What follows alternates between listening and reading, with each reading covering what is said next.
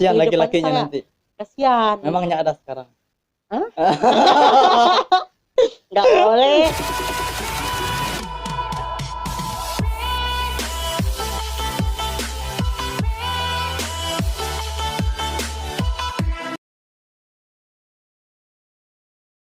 Ini kan kita, kita kita kan tahu ya, kuliah kita kan padat, sibuk. Heeh. Gimana sih cara membagikan waktunya itu, Sal? Dengan memasak, kan gini, Sal. Kamu memasak itu kan sambil dijual gitu kan. Nah, Heeh. otomatis kan banyak yang dimasak itu. Nah, takutnya mengganggu kuliahmu. Apakah ada merasa terganggu itu? Oh, gitu ya, Jun. Ah, Nah, gini, kalau saya itu, jujur saya bangun jam 4 pagi, saya sudah bangun. Saya saat teduh, kalau ada waktu saya untuk membaca Alkitab, saya baca Alkitab, saya berdoa. Mungkin kalian bisa lihat saya bernyanyi dulu untuk Ya. menghibur diri saya. Ketika banyak pesanan, di situ terutama misalkan pesanan babi, saya beli dulu malamnya, habis itu saya kukus, habis itu Ya. saya potong-potong kecil-kecil kalau memang dimasak segala rica-rica. Nah, jadi tinggal paginya yang saya sudah saring air lemaknya si babi ini, saya akan masak lagi. Pagi kan kita malamnya masak setengah matang dulu, Jun. Ya. Nanti paginya subuh-subuh selesai saya saat teduh, selesai saya nyanyi, kalau sempat saya bersih-bersih rumah dulu. Ya. Habis itu saya mandi dan saya masak-masak. Dan oleh musim corona ini, saya paginya ke pasar. Saya sudah mandi ke pasar. Habis dari pasar, saya cuci semua belian saya ini, Jun. Habis itu saya mandi lagi, baru saya melanjutkan masak-masak saya, gitu. Kalau jam 4 bangun, tidurnya jam berapa? Nah, kalau jam 4 kadang-kadang kalau memang saya banyak ada yang saya kerjakan, yang dipercayakan kepada saya bisa tidur jam 2 malam, jam 1. Paling cepatnya kalau memang saya capek yaitu jam 9 atau enggak jam 8 saya sudah tidur, Jun. Yang paling sering tidurnya jam berapa? Jam 1, jam 2? Yang sering tidur paling enggak saya tuh tidur jam 1-an lah. Yang Berarti sering cuma beberapa jam. beberapa jam saja saya tuh sudah terbiasa bangun jam 4. Oleh kenapa, Jun? Ada alarm saya, yaitu saya pergi ke WC sakit perut. Itu alarm nomor 1 saya. Nah, jelas pasti kalau kita sudah terbangun, sudah terbiasa. Ada pepatah mengatakan terbiasa pada akhirnya kita mendarah daging. Itu yang diterapkan di dalam kehidupan kita. Nah, dengan itu pasti kita terbiasa terus. Ketika kita sudah terbiasa bangun jam 4, tetap bangun jam 4, nggak bisa tidur lagi. Apa yang harus saya kerjakan, ya saya lakukan di rumah, aktivitas saya yang saya lakukan sekarang, gitu. Waktu kamu belajar atau mengerjakan tugas? Nah, waktu saya belajar, saya ini orangnya tidak ingin menunda-nunda, Jun. Ya. Misalkan dosen saya memberikan tugas saya hari ini, maka saya akan mulai bekerja, bikin kerangkanya gimana saya harus kerjakan supaya saya ini punya target, Jun. Ya. Tugas saya ini harus misalkan dikasih hari Senin. Berarti saya punya target kalau memang sulit, tugas saya ini harus selesai hari Kamis atau enggak hari Jumat, gitu. Harus punya target. Kita ini bekerja, target, Jun. Iya.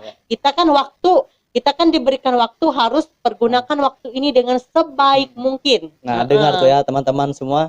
Kalau ada tugas dari dosen, itu tuh langsung dikerjakan, jangan ditunda-tunda. Nah, itu aja Sal ya. Iya, oleh kenapa aku ini orangnya, Jun, kalau lambat mengerjakan tugas jadi kepikiran. Oleh kenapa otakku nih babaya, bilang orang bilang orang Banjar babaya. Jadi apa itu? babaya.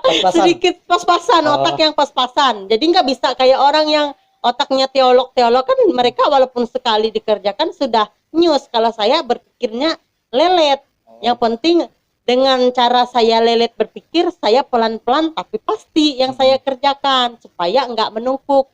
Sedikit-sedikit kan, maka suatu saat akan jadi bukit dan selesailah tugas kita. Berarti itu dalam satu hari ini, apakah kamu tuh ada membuat jadwal atau jam gitu aja, dalam satu hari jam sekian ini waktunya gini, di jam sekian waktunya gini, itu ada nggak kamu membagikan gitu? Nah, kalau saya, Jun, saya tuh tidak menulis jadwal, cuma jadwalnya ada di dalam pikiran saya sendiri. Wah, saya bangun ini jam sekian, ini yang harus saya kerjakan, ini yang harus saya lakukan, ini yang harus saya selesaikan.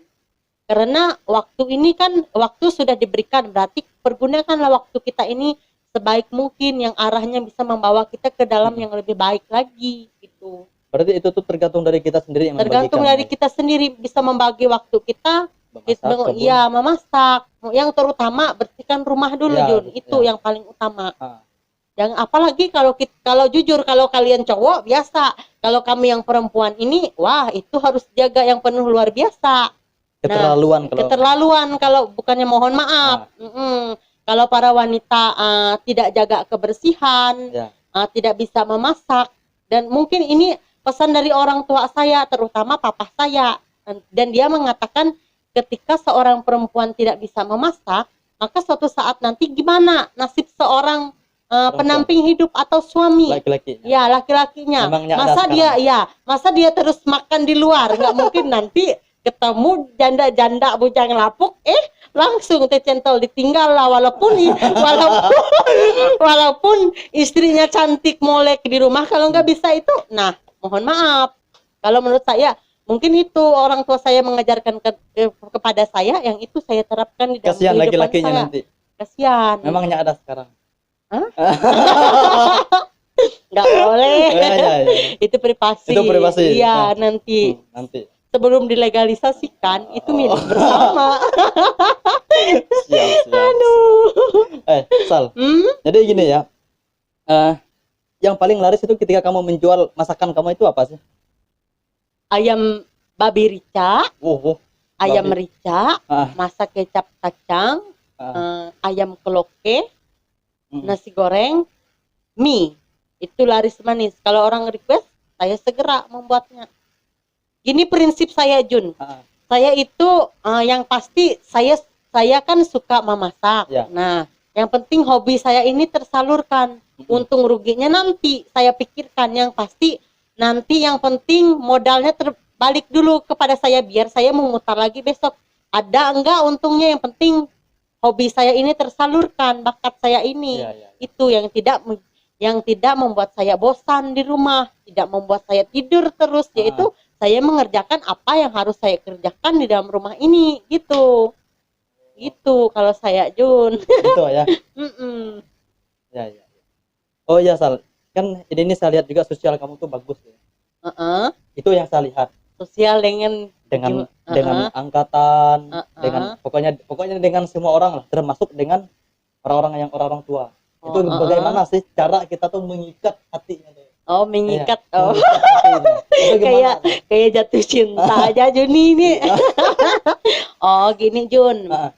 Mungkin saya belajar, mungkin orang tua saya mengajarkan kepada saya begini, dan saya sebagai anak harus menuruti perkataan orang tua saya, keluarga saya, tapi saya tidak tergantung juga dengan mereka. Selagi baik yang saya kerjakan, selagi baik yang saya ikutin, maka saya akan terapkan dalam kehidupan saya.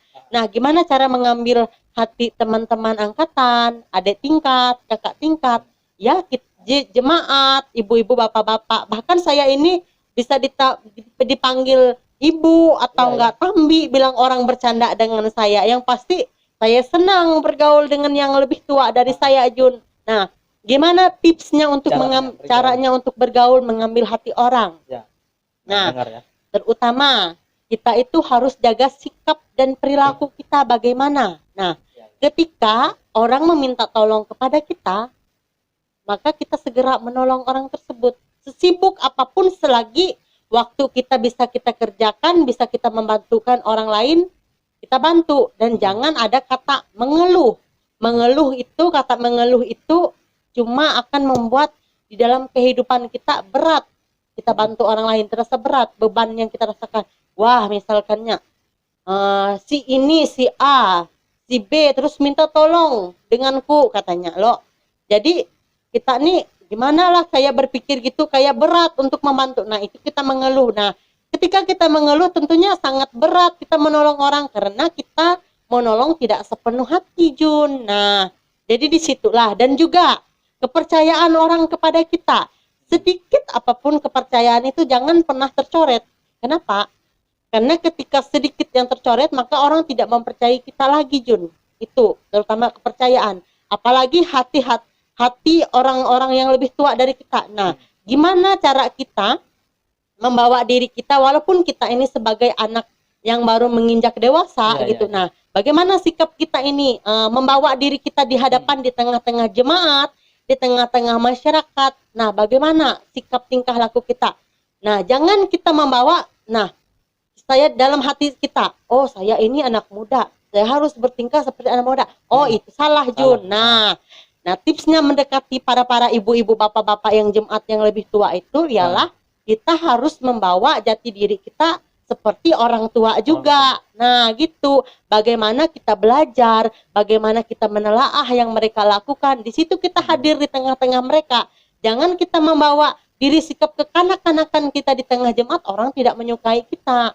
Jadi kita ini bersikaplah dewasa semampu dan sekuat kita menerapkan menerapkan diri kita di hadapan orang-orang, maka orang akan menghargai kita. Semuda apapun usia kita, jika kita menghargai mereka, mereka akan lebih menghargai kita. Itu, Jun. Berarti ketika kamu masuk ke dengan bergaul dengan orang tua, bapak-bapak, ibu-ibu, berarti kamu tuh harus karakter kamu tuh harus seperti mereka. Iya. Nah, kemudian dengan anak-anak itu gimana? Nah, dengan anak-anak saya akan bertingkah seperti anak-anak. Gimana saya membawa pembicaraan saya dengan anak-anak? Mungkin kamu tahu, jika kamu memang pernah mengajar anak sekolah minggu, wah, gini saya mengambil hati adik-adik ini gini, cara bercaranya gini, bawa mereka main, bawa mereka begitu. Coba kalau dia dengan orang tua, memang bisa kita bercanda dengan orang tua, tapi ada saat mainnya. Ketika kita benar-benar serius lagi berbicara yang kita perbincangkan, maka kita hadirlah dengan serius, membawa diri kita gitu. Tinggalkanlah kebiasaan buruk kita yang sebagai anak-anak ini. Maklum kan kita baru menginjak dewasa, tentunya sikap manja kita memang ada. Nah, sikap manja kita itu hadir nanti di mana yang tepat, di situ kita bisa manja-manja, terutama dengan orang tua kita. Ada saatnya tempat kita mengeluh, ada saatnya tempat kita bercerita, ya tempat kita berbagi seutuhnya ialah orang tua dan kakak-kakak kita, gitu kalau saya. Itu mungkin pasti bisa dipahami oleh orang-orang. Jadi itu kan saya lihat itu banyak orang-orangnya itu orang-orang yang nggak bisa bergaul gitu ya. Bergaul dengan orang tua. Nah, jadi itu bagus gitu ya. Bergaul. Iya, baik itu. Oh iya. Apalagi? Yuk, apalagi Jun? Siap aku nih. Aduh, kalau ada nyusul, mudah-mudahan kamu tuh bisa kembali lagi di sini. Kalau ada waktu saya akan datang, Jun.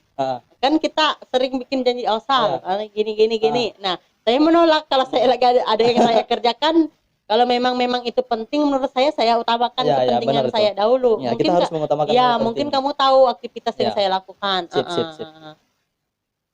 Nah, kebetulan juga. Terima kasih Salia atas kedatangannya. Sekian dan terima kasih.